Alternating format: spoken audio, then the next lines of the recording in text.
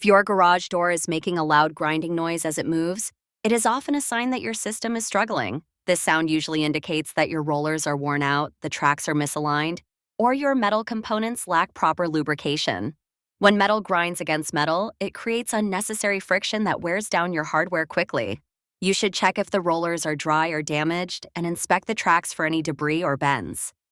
Ignoring this grinding can lead to more expensive repairs or even complete system failure, so it is best to address the noise before it turns into a larger problem.